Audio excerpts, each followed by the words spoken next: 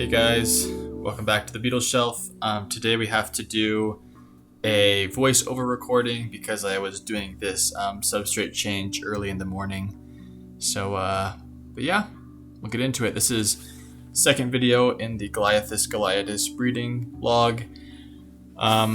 We're about 10 days, maybe 2 weeks into the life cycle of these grubs. We're just checking the larvae and doing a substrate change, feeding, and also a weight check that I'll put into my my growth spreadsheet that I have. So some stuff has changed since last time. This is my first time actually going through and checking the substrate and replacing it. So I go through right there and I undid all the little clumps of mycelium and rotted food. I mark about how many I think there were, maybe -4 I said. Maybe 4 food pellets that were still left kind of rotting in the substrate. My next step is I pull out the larva, which is right here. This is an early L2. You can see it, which is a lot. I mean, it's like 5-6 times the size of what it was, 10 days ago. So that's pretty impressive. So I take the larva with as little dirt as I can. He's kind of squirming around right here. I take the larva with as little dirt as I can and I put it into this tiny container that I'm going to use for washing. And when the grubs are small like this, it's a bit harder to, a bit harder to wash them delicately when they're, first, second instar. So I take my spray bottle and I just spray the larva down really well. Give it a little washing. And this cleans off any of the grime from the food, any little spores or other things that might be kind of making it dirty. I go off and wash my spoon, and then I'm going to come back and weigh this cleaned larva. This is the first L2, second instar Goliathus we have. You want to be as gentle as you can, especially at the younger stages with these things. It's really hard with this species and with most Goliathus species because they're so mobile. They like to move around quite a bit. So this one is 1.1 grams. So mark that down on my sheet, and then I'll get ready my new cup. I have another set of cups. Here's a view of the larvae right there. You can tell it's second instar by the size of the head capsule compared to the width of the body. So if it was first instar, the head capsule would be a lot smaller than the body. Whereas now it's second instar, it's the same size as the body basically, so you can tell that it's recently molted. So I get out this new container that I cleaned previously, and I also froze these containers for a day just to sterilize them. Put in this previously frozen Eco Earth coconut coir, and at this point he's only eating the protein pellet, so I just put in the coconut coir. I don't have to worry about any flake soil or other kinds of substrate in there. So we don't need to add any extra moisture to this really, maybe just a tiny bit, but that should be fine. And now that we've had all of our substrate added, we'll put in our larvae and then pop in the food. It's kind of hard to get them in there. And again, you want to be gentle with this so that you don't hurt or injure them at all.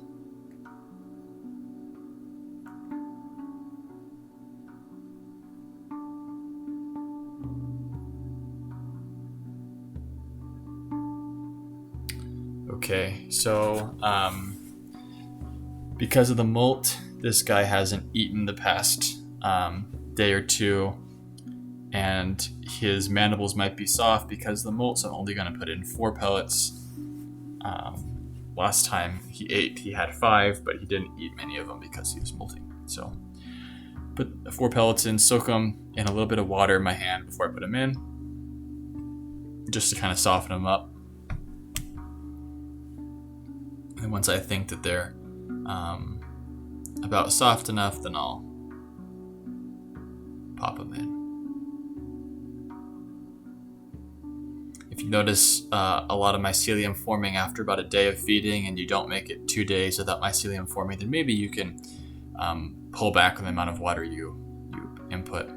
During this time, while we were waiting for our pellets to soften up, you can see our larvae burrowed down into the substrate. So, okay, time to go on to our next one. Before I did that, I'm just making a note here that I put in 4 pellets. So, and this helped me because as these guys get bigger and as they grow, I'm gonna make a little Excel sheet, a little graph timeline of their growth, and how much they've eaten, and how much weight they gained compared to how many pellets they ate. There isn't a whole lot of info on rearing the Goliathus species right now, so I'm just trying to add to that data pool. Here we grab the next one, bring it up close. You can see by the size of the head capsule on the top side there, it's really small. So he's still an L1, but his body's pretty thick, so you can expect that he'll molt within the next few days. And actually, by the time that I'm recording this voiceover, he had molted to L2, maybe a day or two later. So,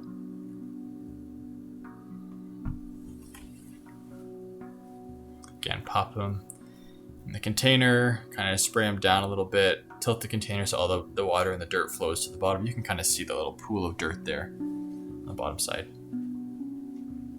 So, wash off my spoon before I put them onto our scale.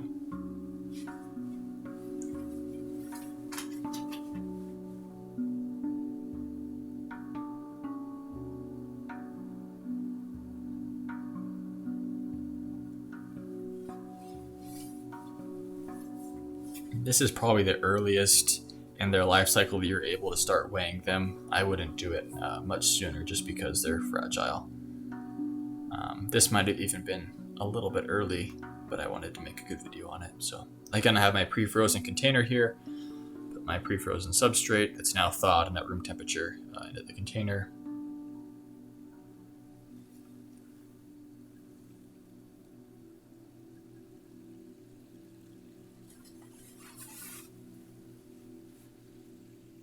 Add a bit of water.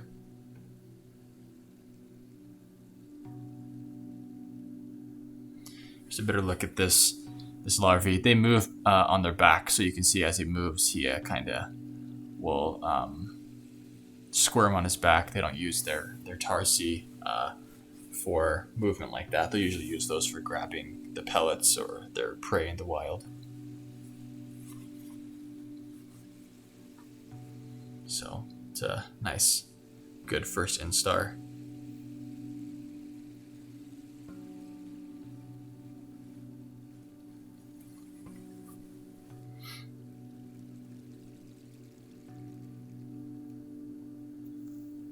Doing 3 pellets for this guy. Let him soak up some water. If you don't want to do this in your hands, you could obviously do that on a plate or a bowl or some kind. So,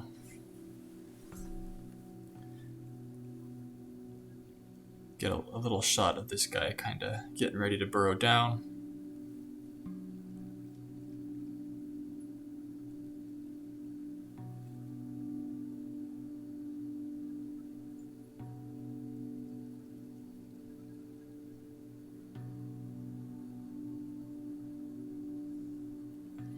He's just trying to find a good spot to enter in. Pop my pellets in there.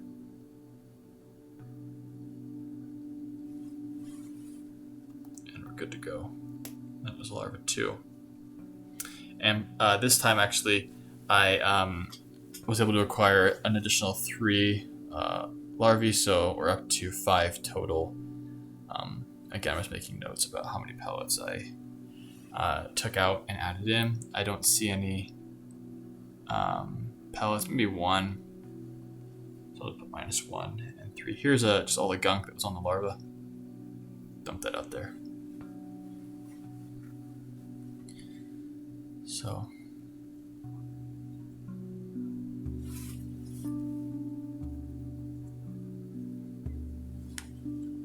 this is number 3.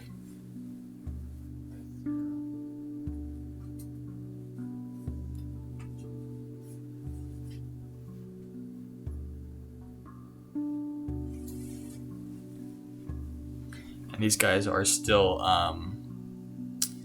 living in flake soil that they were shipped in, just because as they start to grow, as they're starting their life cycle, they need substrate that they eat at the beginning. So I kept them in that, but I still fed them protein to kind of wean them off their substrate diet. You can see it's just a little bit smaller than the last one.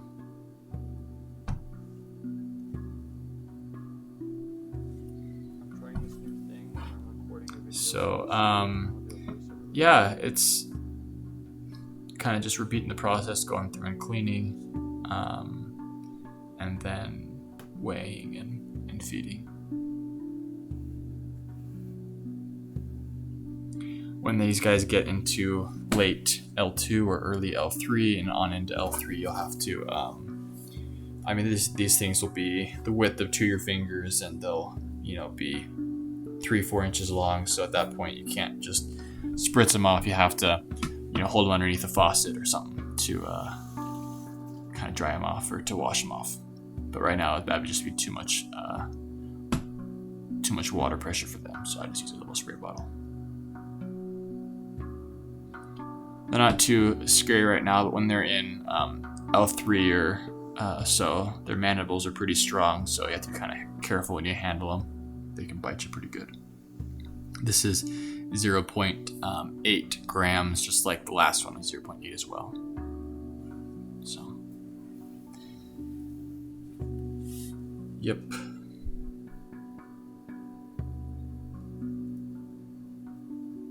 Get my pre-frozen container. And I have a bit of pre-frozen flake soil that I'm gonna pack the bottom layer with, just in case he's still eating the substrate. So I'll take a few spoonfuls of that. Put it at the bottom. These things will live and make tunnels at the bottom, so putting it here will maybe if they need to eat it, they'll be able to find it pretty easily. And put a little spray water in there.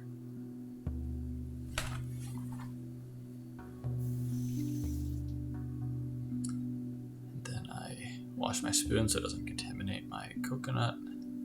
Put my coconut coir in there. Doesn't need to, don't need too much because it's a bit younger larva.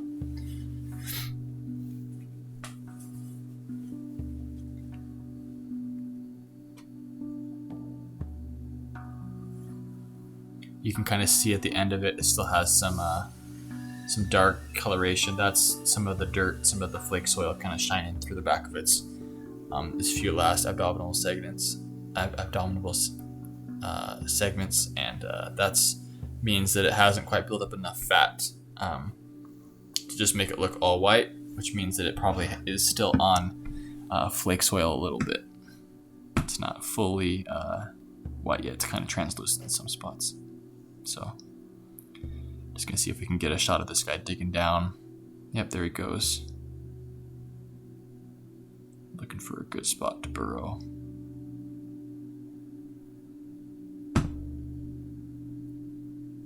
There he goes.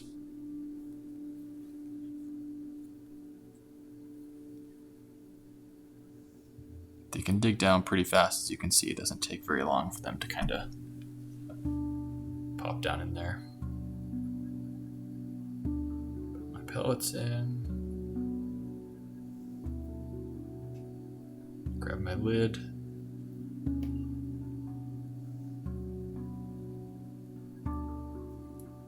Cool.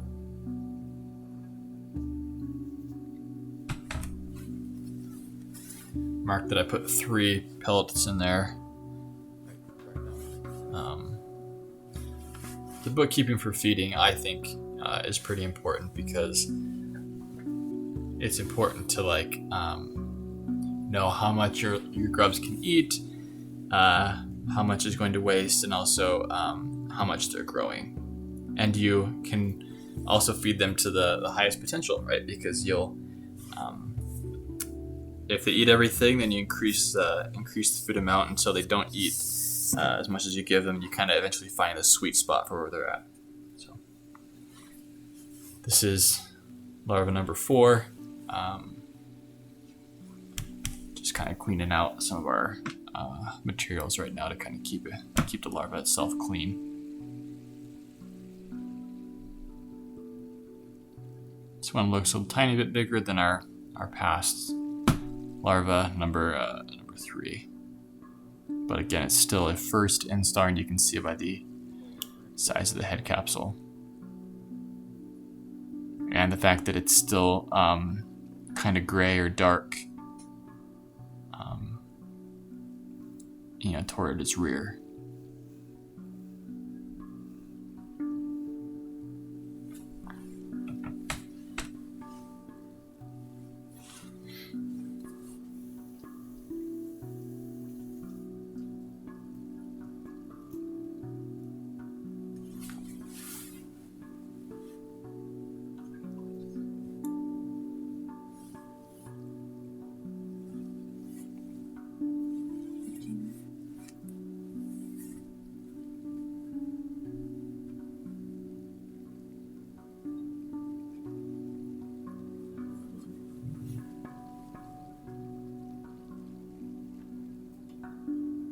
Again, it's just the same process. I'll take some of this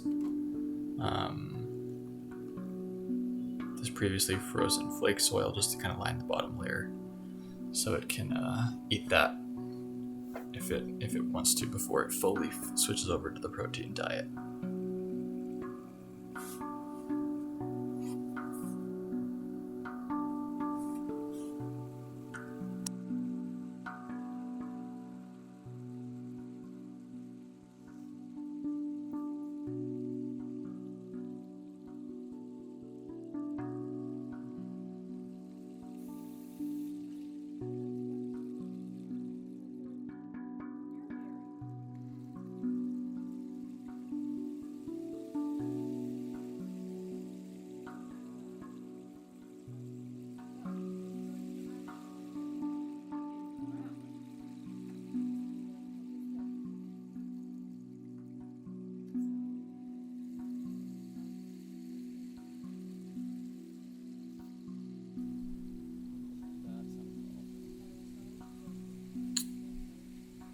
I'm just going to show you a quick look at the larva burrowing down. It's kind of interesting.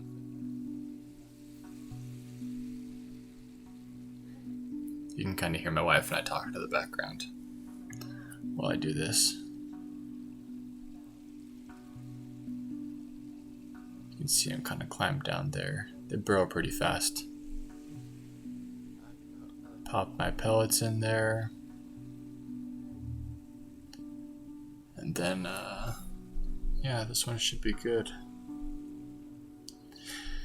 I keep a number for all my larvae, so this one I'm just gonna mark number 4 on. This is larva number 4, and this is how I track it on my Excel sheet. So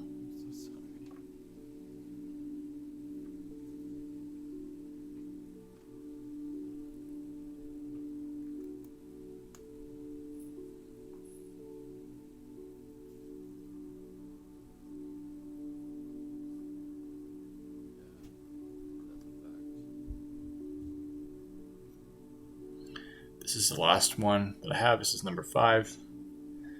And he is the smallest one so far. There's a pellet right there, just found. So, gonna mark -1, and also mark the +3 from the last larva. Wash out a bit of my the gunk from larva number 4 and get ready to wash this guy.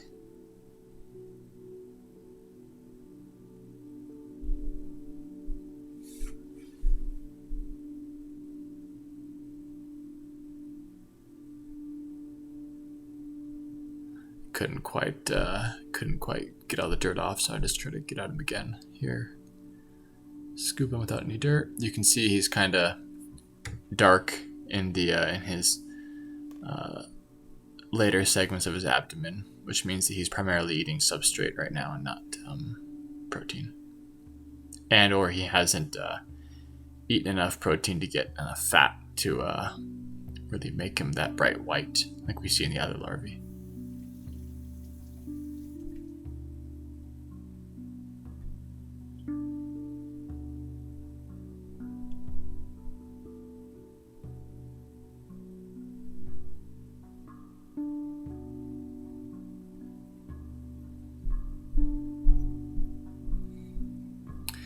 This guy weighs in at 0.6 grams. Smallest one so far.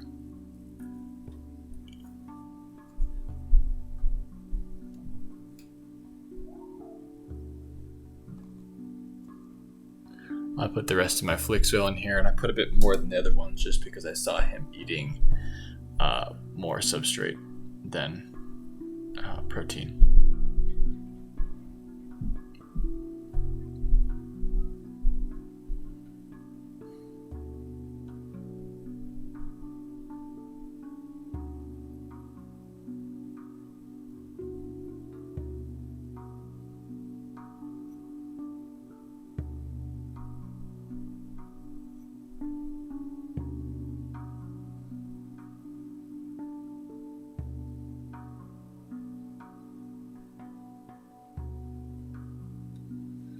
And again, it's really important to be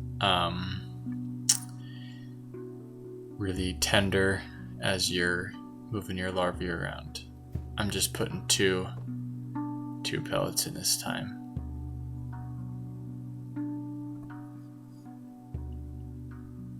Camera's not quite focusing, sorry.